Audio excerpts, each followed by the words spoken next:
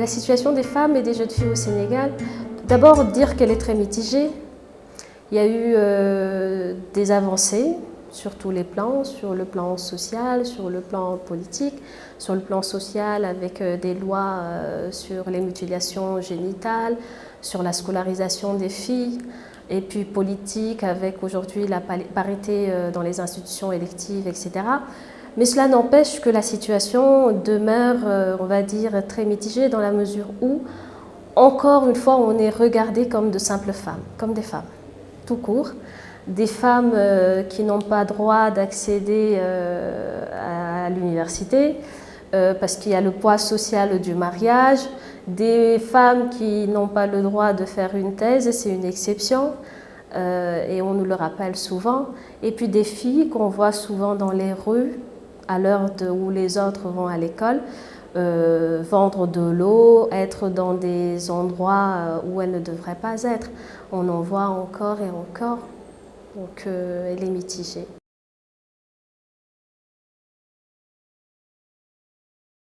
La plupart des femmes ne sont pas conscientes de la situation. Mais je m'en suis rendu compte et je m'en rends compte tous les jours. Je visite, je ne vais pas citer le nom, un réseau social. Je rentre dans des groupes de femmes, je regarde parfois les discussions et ce sur quoi ça tourne. Et parfois j'en arrive à vraiment me dire, mais est-ce qu'on va s'en sortir finalement ? Parce que les sujets, c'est souvent des hommes, ça tourne autour des maris, ça tourne autour des hommes, ça tourne autour de la polygamie, de la coépouse, etc.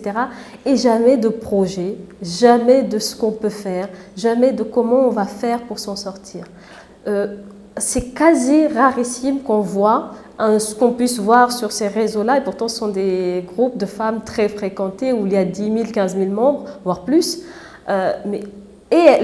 Elles y vont tous dans cette direction, de comment s'occuper de tel, comment faire ceci, mais jamais de projet, jamais de formation, jamais quelle est de la question en fait, de se poser la question de savoir mais quelle est la condition de la femme dans ce pays.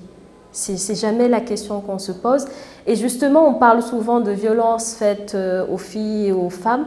Moi, je dis souvent, il y a la violence faite aux filles et aux femmes, mais par les femmes. Parce que les femmes elles-mêmes ne sont pas conscientes de leurs problèmes en fait, et des problèmes différents qu'elles ont et qu'elles peuvent avoir. Ça commence avec la petite ménagère qu'on a chez nous, qu'on regarde comme la petite esclave. Ça commence justement par la femme qui vient de se marier et qui est obligée, on va dire, de s'occuper de la belle famille. Et si elle ne le fait pas, elle est tout de suite critiquée. Ça vient de l'accouchement ou après accouchement, le jour du baptême, de la femme qui est obligée, en plus de sa fatigue, en plus de son accouchement, de s'occuper des cadeaux qu'elle doit faire à sa belle famille. Donc ce sont des poids et certaines femmes pensent que c'est normal quand on leur dit que mais il faudrait que les choses changent et c'est avec cette génération que les choses doivent changer, mais elles ne sont pas conscientes de cela. Elles sont vraiment dans cette dynamique-là. Donc je pense qu'avant de parler de violences faites aux femmes et aux filles par les hommes, par le genre masculin, il faudrait penser d'abord par la violence faite aux femmes et aux filles par la femme elle-même.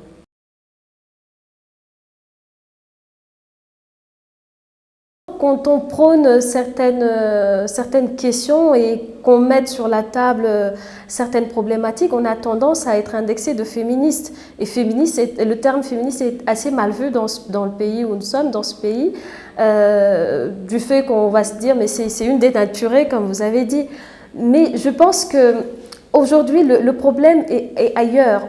En tant que féministe ou en tant que femme tout court, devrais-je dire, on ne peut pas avoir les mêmes problèmes qu'une femme occidentale.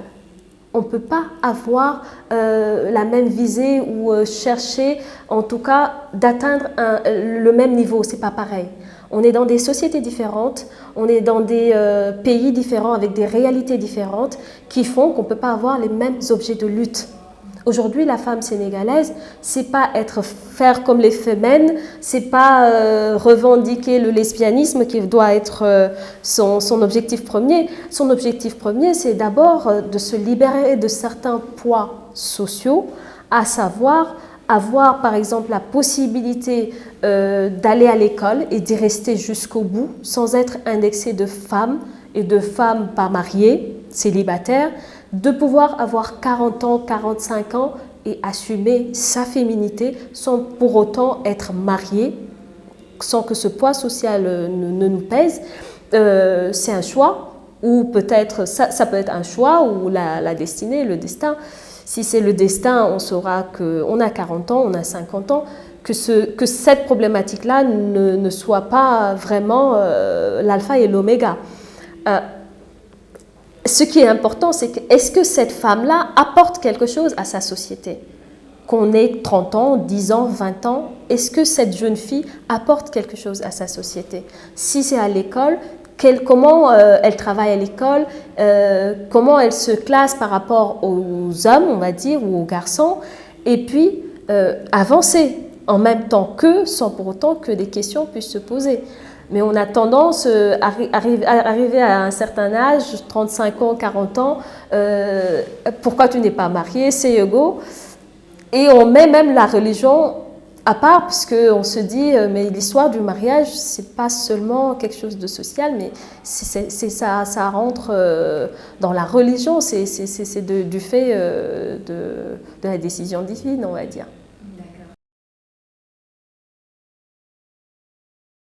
Normalement, c'est un milieu où on ne devait pas avoir ces genres de problèmes. On va se dire, de par le niveau d'études, de par l'intellect. Mais contrairement à cela, on nous rappelle tous les jours qu'on est des femmes et qu'on est là exceptionnellement. Parce que, voilà, parce que tout simplement, on sort de l'ordinaire. Ça, on nous le rappelle tous les jours et ce sont des collègues.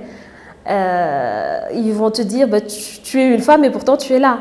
Et ils vont te dire, mais une femme qui finit sa thèse, une femme qui est docteur, avec tout ce que vous avez comme poids à la maison, des enfants à éduquer, une famille à prendre en charge, un mari dont on doit s'occuper, entre guillemets, on nous le rappelle tout le temps, malgré le fait qu'on soit à l'université. Et c'est très dommage parce que normalement, dans ce milieu, on ne devrait pas être vu comme des femmes, mais d'abord comme des humains. Ensuite, comme des femmes. Là, je vais m'arrêter parce que, comme des femmes, cela ne veut pas dire qu'on n'est pas des femmes. On est des femmes et on le revendique. Mais ce qu'on voit derrière la femme sénégalaise, c'est ça, c'est cette image-là, en fait, qui ne nous convient pas, dans la mesure où cette femme sénégalaise, dès qu'on en parle, c'est la femme qui doit s'occuper du mari, c'est la femme qui doit être, entre guillemets, yongée, qui doit aller au marché, qui doit parler d'une certaine manière, être habillée d'une certaine manière. On ne voit pas la femme qui doit se battre à l'école, qui doit se battre à l'université, qui doit se battre dans son monde professionnel pour s'en sortir. Et c'est dommage qu'on soit tout le temps obligé de nous battre pour, qu'on n'ait pas les mêmes chances que les hommes, qu'on ne soit pas regardé de la même manière qu'eux.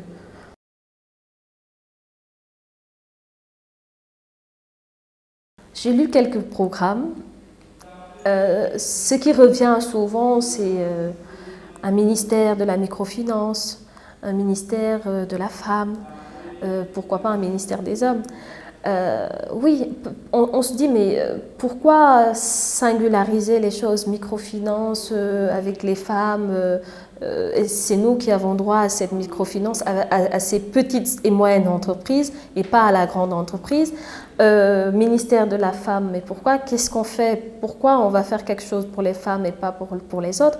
Ce qu'on peut faire, c'est changer d'abord le regard sur les femmes. Ce n'est pas le ministère ou les financements qui vont changer quelque chose. C'est le regard qu'on porte sur la femme elle-même qui doit changer les choses. Et ce regard-là n'est pas pris en charge dans les programmes, en tout cas dans les programmes que moi j'ai eu à lire, ce n'est pas pris en charge. Et c'est très dommage. Les choses vont... On ne va pas sortir de l'auberge, ça va être un cercle vicieux. Ça va continuer comme ça. La femme est bien présente aujourd'hui dans cette période préélectorale ou post-électorale, on va le voir.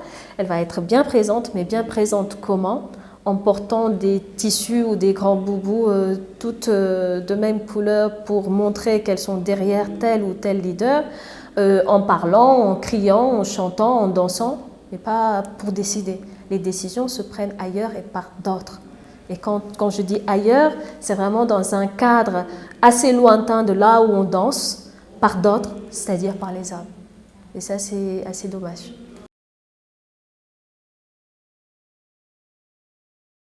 D'abord, de mettre en place des politiques publiques en faveur des filles. Parce que ce sont les filles qui vont devenir des femmes. Des filles afin qu'elles puissent aller le plus longtemps possible à l'école. Des études ont montré partout dans le monde que de l'école primaire jusqu'au lycée, les filles s'en sortaient mieux que les garçons. Des études récentes qui datent de 2018. Mais à partir de l'université, bizarrement, on voit en première année les filles, deuxième année on en voit un peu moins, troisième année on en voit 2, à la maîtrise ou au master 1 on va dire, on en voit 1, et puis au doctorat, pas de filles. Et on se demande pourquoi. Et quand vous demandez aux filles que vous aviez eues après, que vous aviez eues comme étudiantes ou comme camarades de promotion à l'école, vous dites j'ai été mariée à 28 ans, je me suis mariée à 22 ans, 28 encore ça va, ça dépasse largement l'entendement pour le Sénégalais, donc 22 ans, 23 ans, pour eux ça doit se faire à maximum 25 ans, tu dépasses les limites. Donc j'ai pas pu terminer mes études, j'ai eu mon premier enfant, j'ai eu mon deuxième enfant, alors que je pense qu'on peut, pourquoi pas, lier les deux, si ça doit se faire. Pourquoi ne pas lier les deux, aller à l'université et être marié, faire un doctorat et être marié, soutenir une thèse et être marié, être docteur et être marié, avoir le titre de professeur ou de médecin et être marié, pourquoi pas? On n'a qu'à réfléchir, je pense, sur cette façon-là de faire avancer les femmes dans le monde, on va dire, écolier déjà, ensuite dans le monde universitaire et estudiantin, et puis dans le monde professionnel. Et pour ça, il faudrait, je pense, que déjà le regard puisse se changer sur la femme en tant que telle, et que la femme elle-même puisse prendre en compte son statut d'humain avant tout, avant d'être une femme.